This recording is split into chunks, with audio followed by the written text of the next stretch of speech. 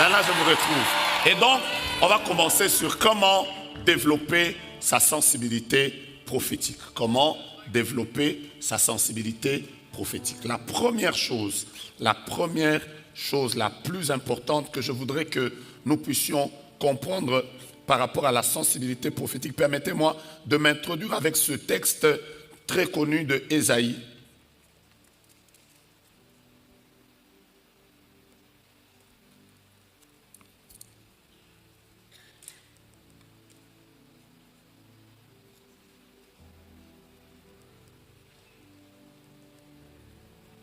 Au chapitre 50, et j'aimerais lire avec vous le verset 4. Ésaïe, chapitre 50, permettez-moi de lire avec vous le verset 4 et le verset 5. Je vais prendre ce texte qui va me servir de fondement pour que je puisse partager avec nous sur comment développer sa sensibilité prophétique. La Bible déclare, on peut y aller, 1, 2, 3. Le Seigneur, l'Éternel, m'a donné une langue exercée, pour que je sache soutenir par la parole celui qui est abattu. Il éveille chaque matin, il éveille mon oreille pour que j'écoute comme écoutent des disciples. Verset 5, le Seigneur l'Éternel m'a ouvert l'oreille et je n'ai point résisté. Je ne me suis point retiré en arrière. Acclamons la parole de Dieu.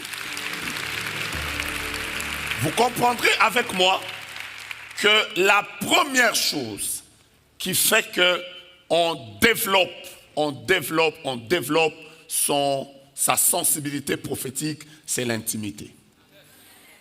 Personne ne peut développer sa sensibilité prophétique si elle n'est pas ou il n'est pas en intimité avec le Saint-Esprit. Moi, aujourd'hui, je peux facilement, même dans cette salle pleine, si ma femme tousse, je peux savoir que c'est elle. Ce n'est pas mystérieux. Je peux savoir quand elle tousse, je peux savoir que c'est elle. Quand elle parle, sans beaucoup de tâtonnement, je peux savoir que c'est elle. Parce que du haut de mes 19 ans de mariage, je connais sa voix. Je connais sa manière de tousser. Et plus loin encore, parfois ça m'arrive d'être endormi. Je ne la vois pas. Mais à partir de sa manière de marcher, je sais savoir que c'est elle qui est entrée. Et je ne me suis pas trompé. Ça arrive que ça n'a pas raté. Quelqu'un va dire, est-ce qu'il la voit en vision? Non.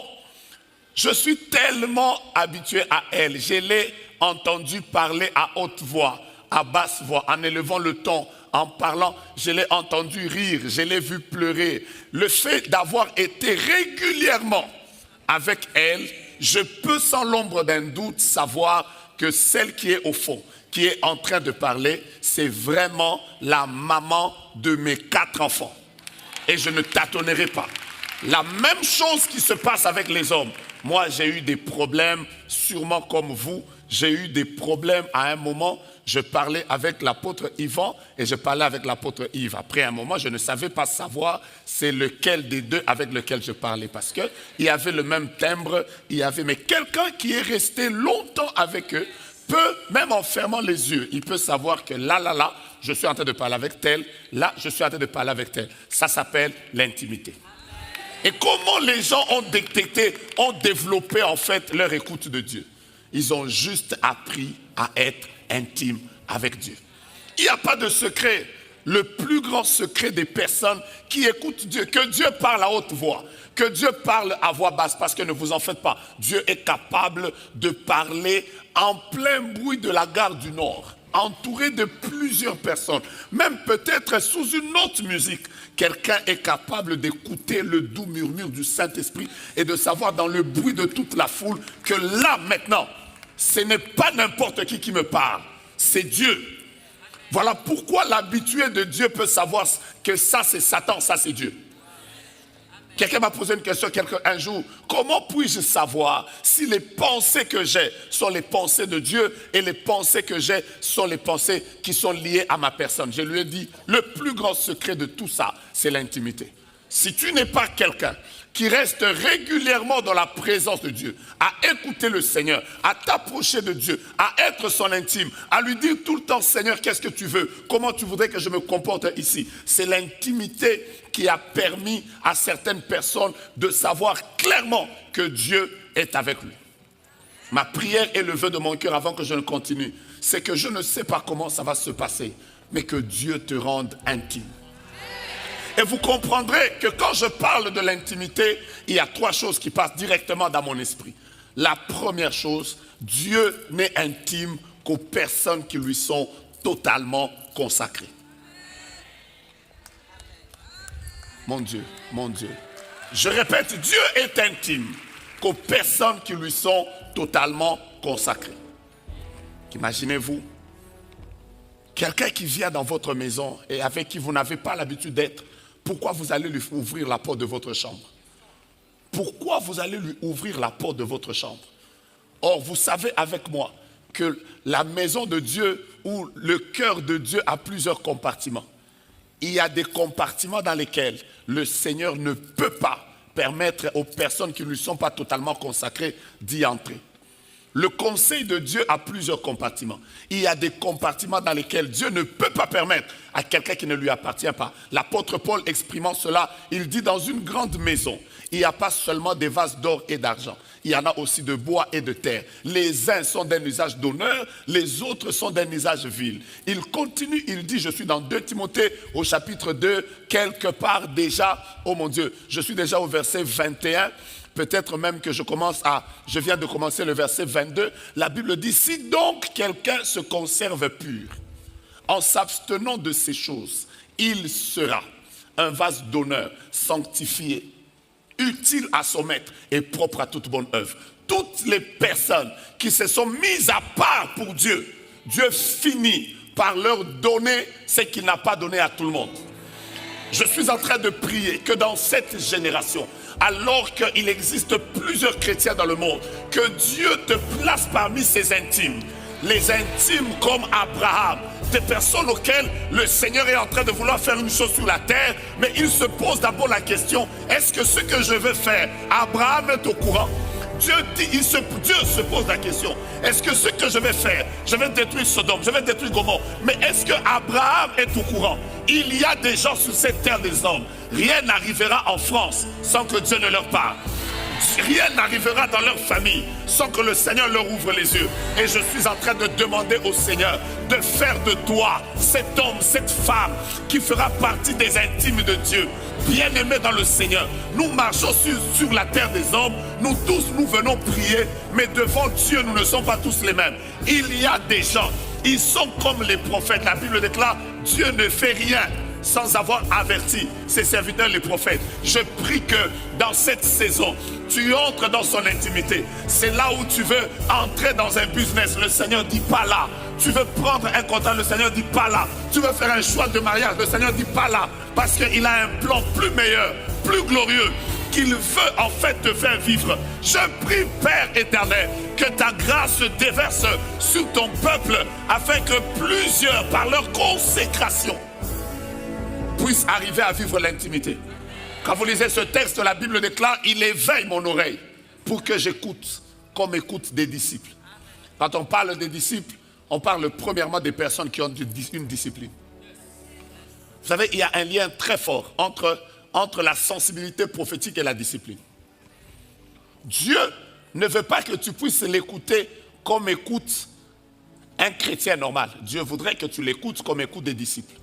Vous savez, si tu veux développer ton écoute de Dieu, tu dois en réalité être un homme et une femme très disciplinés. Comment est ta vie de prière? Comment est ta vie de lecture de la parole de Dieu? Comment est ton engagement à l'église? Parce que vous savez, quand on parle de la discipline, ça veut dire que la discipline n'a que 2 faces. Il y a une face A et la face B. La face A de la discipline, il y a des choses qu'il faut obligatoirement faire, même quand on n'en a pas envie. La face B de la discipline, c'est qu'il y a des choses qu'on ne doit jamais faire. Jamais faire. C'est comme ça qu'il y a des personnes, vous ne les verrez jamais dans les choses sales, vous ne les verrez jamais dans la corruption, vous ne les verrez jamais parce que à cause de la valeur de ce qu'ils sont devant Dieu, il y a des choses qu'ils ne feront jamais. Si tu arrives à ce niveau où tu sais toi-même qu'il y a des choses que je ne ferai jamais. Je n'ai pas dit ça peut m'arriver, j'ai dit il y a des choses que je ne ferai jamais. Un jour j'ai dit à quelqu'un, tu sais quoi, tu n'iras pas loin. Il m'a dit pourquoi? Papa, tu me maudis? Je lui ai dit non, je ne te maudis pas. À partir de ton indiscipline, je prophétise déjà comment tu seras dans 20 ans. Dieu n'a que faire des personnes qui n'ont pas de discipline.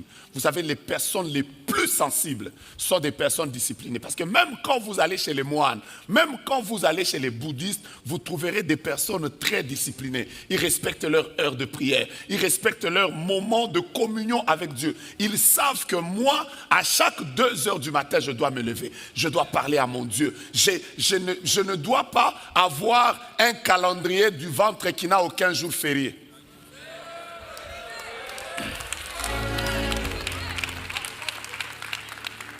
Ils savent que je dois avoir mes moments de jeûne. Je dois avoir des moments au cours desquels je m'engage à rester loin de la nourriture, loin de mon lit, loin de tous les conforts de ma maison pour chercher la face de Dieu. Vous savez quoi? Ces genres de disciplines libèrent toujours une certaine sensibilité. La sensibilité est aussi une question de discipline. Dis à ton voisin, tu sais que Dieu veut t'amener loin. Voilà pourquoi l'autre jour je disais, quand vous voyez quelqu'un qui fait des grandes choses dans le royaume de Dieu, bien-aimé dans le Seigneur, une chose est vraie, cette personne a payé un grand prix. Parce que c'est ça la loi, Dieu ne peut pas. Quand vous voyez quelqu'un aller à un certain niveau dans le royaume, c'est qu'il y a des choses que Dieu lui a dit de ne jamais faire. Il y a des choses que Dieu lui a dit de faire et il les fait même. Vous savez, le mauvais côté de la discipline, c'est que la discipline parfois devient comme une routine. Or, la routine fatigue l'homme. Donc, tu es obligé de lire la parole de Dieu, de la lire. Même parfois, vous savez, surtout quand tu tombes sur les engendras. Oh là là, mais tu dois les lire. Engendra. Après, tu te dis, Seigneur, vraiment engendra. Ah, ça vous est déjà arrivé aussi, hein? Surtout quand tu entres dans les engendras. Après, ce n'est pas les noms modernes. Nous, on a quand même des noms tels que Graciela, engendra. Non, c'est Shemaïcha, engendra. Mais tu dois lire les engendras. Et Dieu a une lumière qu'il veut t'accorder même là-bas. Oh mon Dieu, je prie que ta sensibilité monte. Je prie que ta sensibilité augmente. Est-ce que je peux avancer? Je peux avancer. Bien-aimé, aucune personne ne peut être intime à Dieu si elle n'est pas un homme de prière. Moi, je suis de ceux qui disent la prière ne tombera jamais. Nous prierons le matin, nous prierons le soir, nous prierons à midi, nous prierons, même quand la prière, nous n'aimons pas, nous allons prier. Nous prions quand nous sommes fatigués, nous prions quand nous sommes forts, nous prions quand ça marche, nous prions quand ça ne marche pas. Nous sommes comme notre Seigneur Jésus. La dernière parole de notre vie, ce sera la prière. L'Église est née dans la prière, l'Église marche dans la prière et l'Église sera enlevée dans la prière. Ah mon Dieu, mon roi, tape ton voisin, dis-lui la prière ne tombera jamais. Dis à ton voisin, prie. Dis-lui, aide-moi à le toucher. Dis-lui, prie. Prie quand ça marche, prie quand ça ne marche pas. Prie quand tu es marié, prie quand tu es célibataire. Prie quand Dieu t'a visité, prie quand tu n'as pas encore été visité. Prie quand tu es élevé, prie, oh mon Dieu, mon roi. D'ailleurs, laisse-moi te dire, surtout le meilleur moment, il faut prier. C'est quand les choses commencent à se produire. Oh, ah oui. Prie quand tu t'attends à Dieu. Prie quand le Seigneur commence à agir.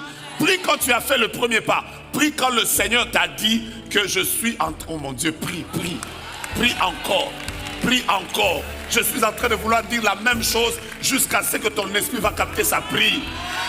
Je répète, prie. Si demain, on vient nous dire la semaine prochaine, Dieu dit encore 48 heures de prière, mon frère, prie.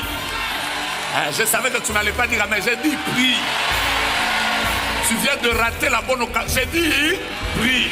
Si demain encore, le Seigneur nous emmène dans une autre forme de prière, ce qui est vrai, c'est que Dieu ne nous tuera pas. Et si nous pouvions mourir dans la prière, il nous ressuscitera. Et donc, prions.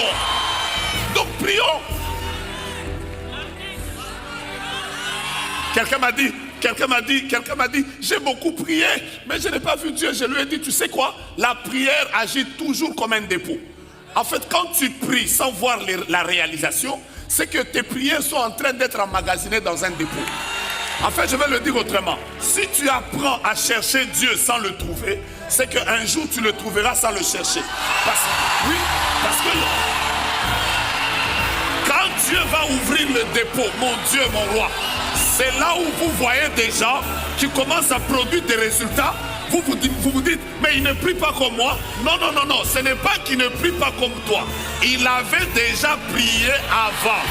Il a mis dans le dépôt, il a mis dans le dépôt, il a mis dans le dépôt. Maintenant, le jour où le Seigneur se décide de lui ouvrir le dépôt pour qu'il consomme ces prières qui étaient dans le dépôt, tu as l'impression qu'il ne prie pas, il prie.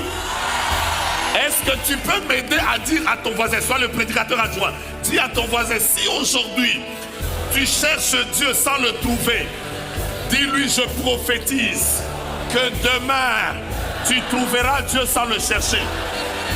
Je lève ma main et je bénis tes prières. Mon Dieu, tu ne m'as pas dit un bon amen, j'ai dit que Dieu bénisse tes prières. Que Dieu exauce les prières que tu avais faites, que même toi-même tu as déjà oubliées. Que Dieu exauce. Vous savez, c'est ça la beauté de la prière. C'est que parfois tu as fait une prière et toi-même tu l'as déjà oubliée. Mais celui qui l'avait enregistré, oh mon Dieu, la Bible dit, oh toi qui écoutes la prière. Ça veut dire toi-même tu as oublié, mais celui qui a écouté n'oublie pas. Et le jour où il t'exauce, tu commences à te dire, c'est vrai, il y a quand même quelques années que j'avais comme demandé une chose. Vous savez, la beauté de la prière, c'est ça. Et même Dieu, quand il exauce, il agit toujours par la puissance qui agit en nous infiniment. C'est-à-dire Dieu a toujours eu un bonus qu'il donne. Dieu n'a pas le crédit de quelqu'un. Alors tape quelqu'un, dis-lui, mon frère, ma soeur, homme de prière, prions. Oh. J'ai aimé un frère qui a encouragé l'autre et il lui a dit, prions. Bien aimé, et j'aimerais vous dire la vérité. Vous voulez que je vous dise la vérité? Ça ne concerne pas vous tous qui avez dépassé 40 ans, 50 ans. Ça ne vous concerne pas. De toutes les façons, ce n'est pas moi qui vous ai dit de dépasser cet âge-là. Alléluia. Maintenant, je vais parler aux jeunes. Amen. Les jeunes sont où? Écoutez-moi bien.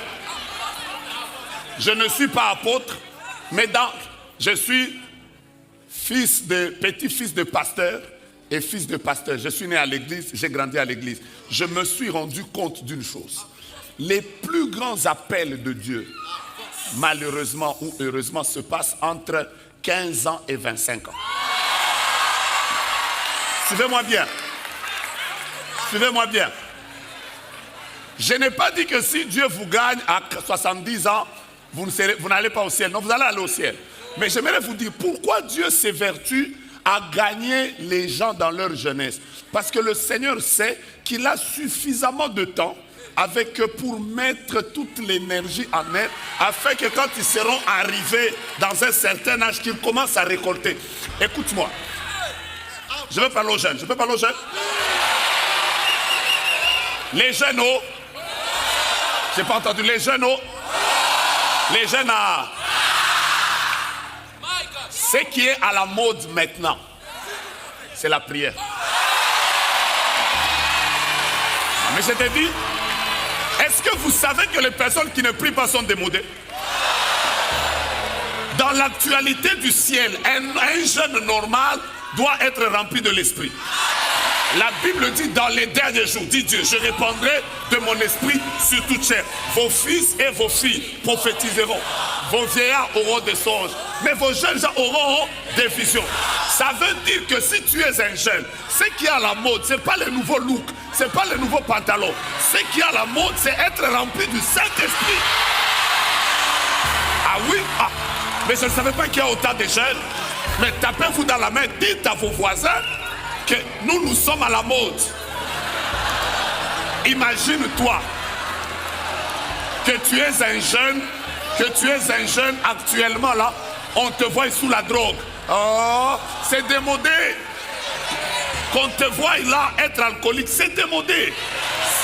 Ce qui est à la mode maintenant, la Bible dit, ne vous enivrez pas de vin, mais soyez au contraire remplis. Vous savez quoi? Quand vous êtes un jeune et vous êtes tout beau, bien habillé, bien parfumé, vous êtes une belle dame, tailleur, louboutin aux pieds, mais vous êtes rempli de l'esprit. Ça c'est à la mode. J'aimerais que tu salues tous les jeunes qui sont là. Dis, c'est ça qui est à la mode. Quand vous voyez les gens venir à l'église depuis le matin, ils sont là seulement. Ici, c'est ça qui est à la mode. C'est ça qui est à la mode. Mais c'est beau là au-dessus, là. C'est beau là au-dessus. C'est ça qui est à la mode, je te dis. C'est ça qui est à la mode. C'est pas les autres choses. Ce qu'on fait là, c'est ça qui est à la mode. Oh, je vois une armée de jeunes gens qui envahissent la France. Je vois une armée de jeunes gens qui contaminent la francophonie. Je vois une armée de jeunes gens qui gagnent, qui évangélisent, qui affectent les vies des gens. Je vois une armée de jeunes qui se lèvent dans les familles, qui prêchent Jésus, qui marchent dans la sainteté, qui fuient le péché. Des jeunes gens qui refusent la compromission, qui vivent dans la droiture. C'est ce que Dieu attend de nous. Des jeunes qui ont abandonné le péché, des jeunes qui ont quitté le monde, des gens qui sont capables de savoir que Jésus est sur le trône et nous sur la terre. Nous sommes en train de le servir. Nous le servons avec notre jeunesse, nous le servons avec notre énergie.